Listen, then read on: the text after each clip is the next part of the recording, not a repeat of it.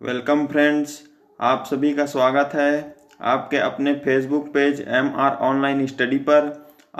और आज हम बात करेंगे वायरस के बारे में, क्योंकि दुनिया भर में भी वायरस पर चर्चा चल रही है, तो इसके बारे में हम जानेंगे। तो दुनिया भर में 3,20,000 वायरस हैं जो स्तनधारी जीवों यानी मनुष्य व अन्य जीवों को संक्रमित कर सकते हैं, और 219 ऐसे वायरस हैं जो इंसानों के लिए खतरनाक हैं। तो मैं आपको 11 बिंदुओं पर बताऊंगा वायरस की पूरी जानकारी। तो पहला है कि हम यह जानते हैं कि दुनिया में कितने वायरस हैं और कितने खतरनाक हैं। तो दोस्तों, दुनिया भर में करीब 3,20,000 वायरस हैं, और नेट जियो के मुताबिक 17 लाख ऐसे वायरस हैं जिन्हें अभी खोजा जाना बाकी है। करीब 200 से ज़्यादा वायरस इंसानों के लिए खतरनाक हैं। और दूसरा पॉइंट है कि अब तक का सबसे खतरनाक वायरस कौन सा है, इसके बारे में जानते हैं।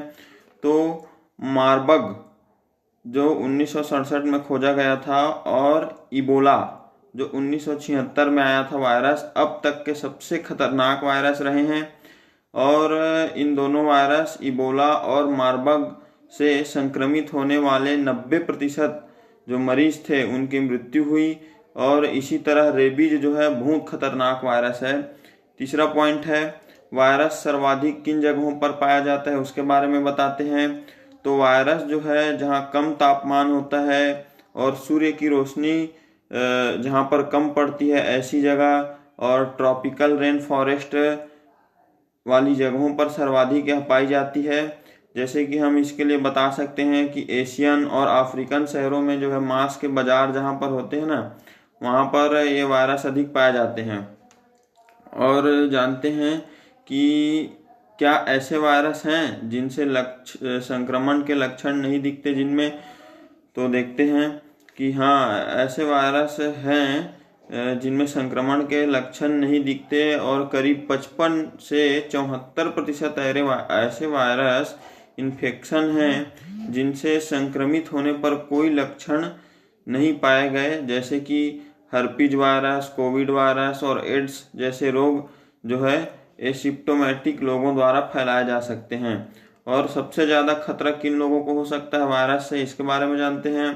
तो मोटापा एक ऐसी स्थिति है जो वायरस संक्रमण का खतरा बढ़ा देती है। रिसर्च के अनुसार कोविड-19 का वैक्सीन भी मोटे लोगों पर कम असरदार साबित हो सकता है। जिन्हें नाखून मुंह से काटने की आदत है उन्हें भी खतरा ज़्यादा रहता है। अब जानते हैं वायरस किस तरह फैलते जाते हैं। तो वायरस जिस होस्ट शरीर में होते हैं वहाँ से मल्टीप्लाई होते जाते हैं। इसे उदाहरण के तौर पर आप यूँ समझिए कि जैसे कि आप मान लीजिए अगर आपको फ्लू होता है, तो आपके श्वसन प्रणाली की हर कोशिका 10,000 नए वायरस पैदा कर देती है, और कुछ ही दिनों में यह सैकड़ों ट्रिलियन की तादाद में आपके शरीर में होते हैं।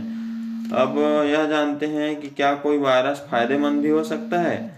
तो देखते हैं, हर्व के यह एक ऐसा वायरस है हर्व के नाम का, जो इंसानी भ्रूण को अन्य वायरस के संक्रमण से बचा सकता है। स्टैनफोर्ड यूनिवर्सिटी की एक प्रोफेसर है जिनका नाम है जोआना विसोका, और स्टैनफोर्ड की इस प्रोफेसर जोआना विसोका के अनुसार जब भ्रूण 8 सेल स्टेज में पहुंचता है तो यह कोशिकाओं को प्रोटीन्स की शील्ड बनाने में मदद करता है। इससे भ्रूण अन्य कई संक्रमण से बच जाता है। वायरस और बैक्टीरिया में क्या फर्क है, अब ये जानते हैं।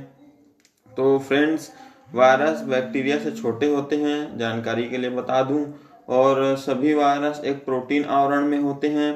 RNA या DNA जैसे जेनेटिक मटेरियल के साथ वायरस जो है बिना होस्ट के जीवित नहीं रह सकते। बैक्टीरिया कई तरह के वातावरण में जीवित रह सकते हैं, और शरीर के अंदर भी और शरीर के ऊपर भी यह जीवित रह सकते हैं जो बैक्टीरिया होते हैं। और वायरस से उलट सिर्फ कुछ बैक्टीरिया ही होते हैं जो खतरनाक होते हैं, और वायरस अधिकतर खतरनाक ही होते हैं।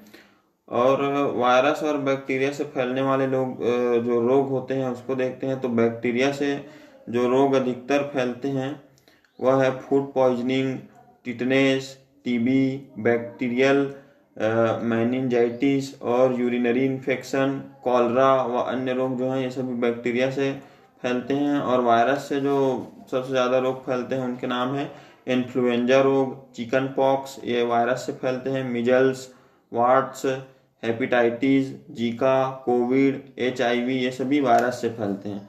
अब जानते हैं क्या वायरस इंसानों को एक से अधिक बार संक्रमित कर सकते हैं?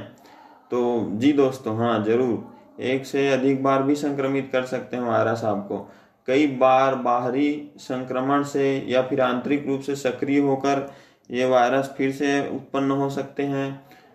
इसे हम इस प्रकार कह सकते हैं कि इम्यूनिटी कम होने पर शरीर की कोशिकाओं में सुप्त पड़ा वायरस दोबारा लक्षण या बीमारी पैदा कर सकता है। इसलिए हमें अपना इम्यूनिटी सिस्टम हमेशा स्ट्रांग रखना चाहिए।